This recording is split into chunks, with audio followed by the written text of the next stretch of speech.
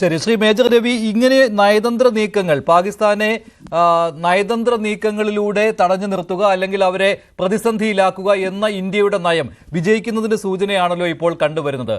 ഇപ്പോൾ ചിനാബിലെയും ഛലത്തിലെയും വെള്ളം കൂടി പാകിസ്ഥാന് നൽകുന്നതിൽ നിയന്ത്രണം ഏർപ്പെടുത്തുകയാണ്. അവിടെ നിന്നുള്ള ദൃശ്യങ്ങൾ വരുന്നത് പലയിടങ്ങളിലും വരൾച്ച ഉണ്ടാകുന്നു എന്നതാണ് പാകിസ്ഥാനിൽ നിന്ന്. അപ്പോൾ ആയുധം എടുക്കാതെ തന്നെ പാകിസ്ഥാന് മേൽ വിജയം നേടുന്നു ഇന്ത്യ എന്ന സൂചനയാണോ കിട്ടുന്നത്?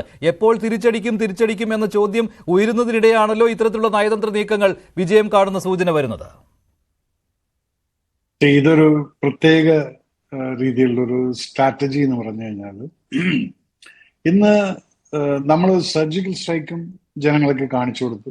അത് കഴിഞ്ഞിട്ട് പിന്നീട് എയർ സ്ട്രൈക്ക് സർജിക്കൽ അതും കണ്ടു കഴിഞ്ഞിരിക്കുന്നു. ഇതൊക്കെ ആ സമയത്ത് ചെയ്യേണ്ടതെല്ലാം ചെയ്തു. ഇപ്പം അത് ഒരു ചെറിയൊരു concentrated attack on to the CRPF and counter attack to the Balakot, അതേപോലെ ഉറി അറ്റാക്ക് അതിൻ്റെ ഒരു കൗണ്ടർ. ഇതല്ല, ഇത് രാജ്യത്തിനെ മുഴുവൻ ഒന്നടക്കം ആക്രമിച്ചിരിക്കുകയാണ് അവർ കാശ്മീരിൽ കൂടെ. അപ്പൊ എന്താണെന്ന് വെച്ചാല്, ഇപ്പൊ നമ്മളൊരു യുദ്ധത്തിന് ഇറങ്ങുക എന്ന് പറഞ്ഞു കഴിഞ്ഞാൽ വികാരവും വിവേചം എന്ന് പറയുന്ന നമുക്കിപ്പം എല്ലാവർക്കുള്ള വികാരം എന്താണ്? നേരത്തെ ഡെന്നി പറഞ്ഞ പോലെ പല സ്ട്രാറ്റജിക്കൽ കാര്യങ്ങളൊക്കെ ചെയ്യുന്ന ഗവൺമെന്റ് ചെയ്യുന്നത് ഞാൻ കുറച്ചുകൂടെ ഒന്ന് എക്സ്പ്ലെയിൻ ചെയ്യാന്നുള്ളത്. നമുക്ക് എപ്പോഴും വികാരമൊക്കെ ഉണ്ടായിരിക്കും. അടിച്ചു കഴിഞ്ഞാൽ നമ്മൾ തിരിച്ചടിക്കണം, കൊല്ലണം, ഇതെല്ലാം ഉണ്ടായിരിക്കും. പക്ഷേ ഒരു ഗവൺമെന്റ് ഈ 140 കോടി ജനങ്ങളുടെ വെൽഫെയറിന് വേണ്ടി നിൽക്കുന്ന ഒരു ഗവൺമെന്റ് ആണെങ്കിൽ 10 പ്രാവശ്യം പല കാര്യങ്ങളും ചിന്തിക്കേണ്ടതായിട്ടുണ്ട്. ഞാൻ ഇന്നലെ മിനിഞ്ഞാന്നത്തെ ന്യൂസിൽ പറഞ്ഞ പോലെ പൂഞ്ച് രജോറി സെക്ടറും ആ സെക്ടറിലൊക്കെ ഇഷ്ടംപോലെ സിവിലിയൻസ് കിടപ്പുണ്ട്. അപ്പൊ അവരുടെ സുരക്ഷയെ നമ്മൾ നോക്കണം. പിന്നെ ബംഗ്ലാദേശ് സൈഡ്, ആ സൈഡിൽ നമ്മൾ കൃത്യമായിട്ട് വാച്ച് ചെയ്തുകൊണ്ടിരിക്കണം. ചൈന ബോർഡറിന്റെ പിന്നെ വലിയ പ്രശ്നമൊന്നുമില്ല, കാരണം internationally they will not come and attack us. ഇതിന്റെ ഒരു അവസരം ഉപയോഗിക്കാൻ ചൈന ഒരിക്കലും ചെയ്യില്ല അത്. അപ്പൊ ഇവിടെ ഇപ്പൊ എന്താണ് ചെയ്യുന്നത്? നമ്മുടേതായിട്ടുള്ള ഒരു ഫൈനാൻഷ്യൽ സ്റ്റേറ്റ് എന്ന് പറയുന്നത് വി ആർ സ്ട്രോങ്. ഈ സ്ട്രോങ് ആയിട്ട് നിൽക്കുന്ന നമ്മൾ ഓരോരോ കാര്യങ്ങളായിട്ട് സിന്ധു നദി ജലം അത് കട്ടേൽ ചെയ്യുന്നു, ജലത്തിന്റെ കട്ടേൽ ചെയ്യുന്നു.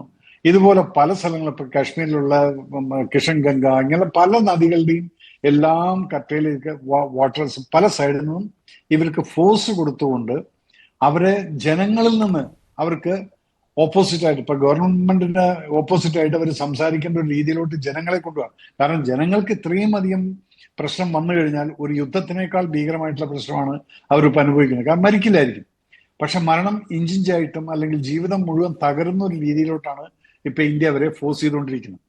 നിങ്ങൾ തന്നെ നിങ്ങളുടേതായിട്ടുള്ള കുഴി വെട്ടിയിരിക്കുന്നു. ഇനി നിങ്ങൾ അതിൽ തന്നെത്താൻ വേണമെങ്കിൽ കിടന്നോ, അല്ലെങ്കിൽ ഞങ്ങളായിട്ട് കൊണ്ടുവന്ന് കിടത്താനൊന്നും പോകുന്നില്ല. ഇതാണ് ഇപ്പോഴത്തെ പോളിസി പോകുന്നത്. ഇത്തരത്തിലുള്ള നീക്കങ്ങൾ നടത്തുമ്പോൾ പലപ്പോഴും ലോകരാജ്യങ്ങളിൽ നിന്നുള്ള എതിർപ്പ് പല രാജ്യങ്ങളിലും ഉണ്ടാകാറുണ്ട്. പക്ഷേ ഇന്ത്യക്ക് കിട്ടുന്നത് പൂർണ്ണമായ പിന്തുണയാണല്ലോ. ഏറ്റവും ഒടുവിൽ റഷ്യൻ പ്രസിഡന്റ് വ്ളാഡിമിർ പുടിൻ പ്രധാനമന്ത്രി നരേന്ദ്രമോദിയെ വിളിച്ച് പൂർണ്ണ സഹകരണം ഉറപ്പ് നൽകുകയാണ്. മാത്രമല്ല, അത് ഈ കുറ്റക്കാരായവരെ നിയമത്തിന് മുന്നിൽ കൊണ്ടുവരണം എന്ന് അദ്ദേഹം ആവശ്യപ്പെടുകയാണ് പാകിസ്ഥാനോട്. അപ്പോൾ ഇന്ത്യക്ക് കിട്ടുന്ന ഈ പിന്തുണ എന്ന് പറയുമ്പോൾ ഏതാണ്ട് മുഴുവൻ ലോകത്തിന്റെയും പിന്തുണ വന്നുകൊണ്ടിരിക്കുകയാണല്ലോ. മഞ്ജുഷ്, ഇവിടെയാണ് നമ്മളൊരു ലോകരാഷ്ട്രങ്ങളുടെ മുന്നിൽ നമ്മുടെ ഒരു നേതാവ് നിൽക്കുന്നത്. അത് ഇന്ന് ഇപ്പൊ നരേന്ദ്രമോദിജി ആണെങ്കിൽ വേറെ ആരാണെങ്കിലും ശരി, ഒരു രാജ്യം മറ്റൊരു രാജ്യമായിട്ട് യുദ്ധത്തിന് പോകുന്നതിന് മുന്നേ, യുദ്ധത്തിന് പോകാൻ വളരെ എളുപ്പമാണ്. അല്ലെങ്കിൽ ഒരു തോക്കെടുത്ത് ഒരു വെടിവെച്ചു, അല്ലെങ്കിൽ ഒരു 4 മിസൈൽ അങ്ങോട്ട് ഇട്ടു, അത് കഴിഞ്ഞിട്ട് അങ്ങ് തുടങ്ങാം. ഇപ്പൊ യുക്രൈൻ റഷ്യ എന്ന് എന്തുകൊണ്ട് പുടിൻ അത് പറഞ്ഞു എന്ന് പറഞ്ഞു കഴിഞ്ഞാൽ, പുടിന്റെ ഒരു അവസ്ഥയും കൂടെ ആലോചിച്ച് നോക്കും. പുടിൻ ഇന്നിപ്പം ആ യുക്രൈനെ ആക്രമിച്ചു, അതിനുശേഷം പിന്നീട് അവർക്ക് സസ്റ്റെയിൻ ചെയ്ത് നിൽക്കാൻ വേണ്ടി അവർ പല രാജ്യങ്ങളിൽ നിന്നുമാണ് സോൾജേഴ്സിനെ വാടകയ്ക്കും വിലയ്ക്കും വാങ്ങിക്കുന്നത്. ആ ഒരു സിറ്റുവേഷൻ അവർ ഫേസ് ചെയ്തുകൊണ്ടാണ് ഇന്ന് ഇന്ത്യയുടെ ഈ സാത്വികമായിട്ടുള്ള നിലപാടും വളരെ സമാധാനപരമായിട്ട് നിന്നുകൊണ്ട്, കാരണം ഒരു സംസാരത്തിനൊന്നും മോദി ഈ ഗവൺമെന്റ് ഇനിഷ്യേറ്റീവ് എടുത്തിട്ടില്ല. ഞങ്ങൾക്ക് സംസാരിക്കണ്ട, ഞങ്ങൾ ചെയ്യേണ്ടത് ഞങ്ങൾ ചെയ്യുന്നുണ്ട്.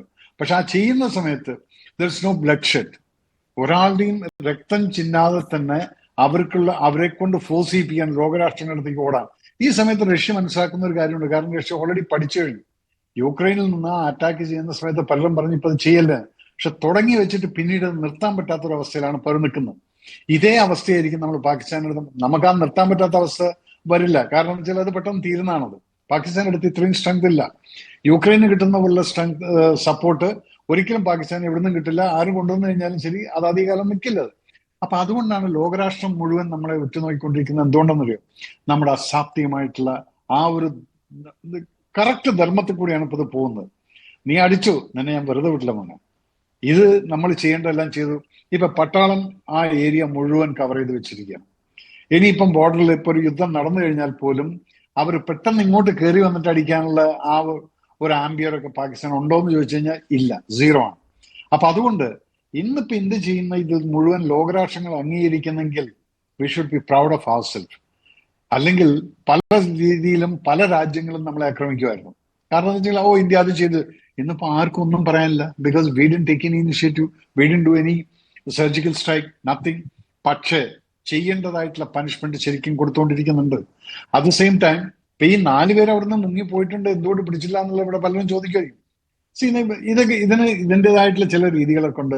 അവന്മാരവിടെ സിവിലായിട്ട് വന്നിട്ട് ഈ 4 പേര് അവിടെ തന്നെ താമസിച്ച് ഇതെല്ലാം ചെയ്തിട്ട് ഇപ്പോഴും ഞാൻ പറയുന്നു, ഇവന്മാരെ ശരിക്കും ഐഡന്റിഫൈ ചെയ്യാതെ പിക്ചർ സ്കെച്ച് എടുക്കാതെ പോയിട്ടുണ്ടെങ്കിൽ ഈ തെരച്ചിൽ പാർട്ടിയുടെ കൂട്ടത്തില്, ഈ പോണി റൈഡേഴ്സിന്റെ കൂട്ടത്തില് അവന്മാർ അവിടെ തന്നെ ഉണ്ടായിരിക്കും. നമുക്കത് പിടിക്കാൻ പറ്റാത്തെന്ന് പറഞ്ഞാൽ ഇറ്റ് ടേക്ക് ടൈം, അത് സമയം എടുക്കും.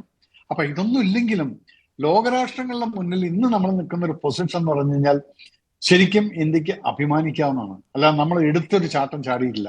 ഇവിടെ ഞാനടക്കം 2ാമത്തെ ദിവസം വളരെ വികാരഭരിതനായിട്ട് അടിച്ചിരിക്കുമെന്നൊക്കെ. പക്ഷെ പിന്നീട് നമ്മൾ ഇങ്ങനെ ചിന്തിക്കുമ്പോൾ പാകിസ്ഥാൻ നഷ്ടപ്പെടാൻ ഒന്നുമില്ല. അവരെല്ലാം നഷ്ടപ്പെട്ടിരിക്കുന്ന ഒരു രാഷ്ട്രമാണ്. അപ്പം അവരവിടുന്ന് എന്ത് വേണമെങ്കിലും പറഞ്ഞോട്ടെ. ആ പറയുന്നത് എന്ന് പറഞ്ഞു കഴിഞ്ഞാൽ ഈ കുട്ടികൾ സ്കൂളിൽ കൊഞ്ഞനം കുത്തി കാണിക്കുന്ന പോലെയാണത്. അത് കാണിച്ചിട്ടൊക്കെ പൊയ്ക്കോട്ടെ, you don't even bother for it. പക്ഷെ ഇന്ത്യക്ക് അങ്ങനെ ഒരു യുദ്ധത്തിന് സമാനമായിട്ടുള്ള ഒരു നീക്കത്തിലോട്ട് പോകേണ്ടി വന്നു കഴിഞ്ഞാൽ നഷ്ടം നമുക്കാണ്. ശരിയാണ് ശ്രീ മേജർ രവി. നഷ്ടം കൂടുതൽ സംഭവിക്കുന്നത് അങ്ങനെയാണ്. അതുകൊണ്ടാണ് നയതന്ത്ര നീക്കങ്ങൾ നടത്തുന്നത്. ഏറ്റവും ഒടുവിലായിട്ട് ഡോക്ടർ മോഹനൻ പിള്ള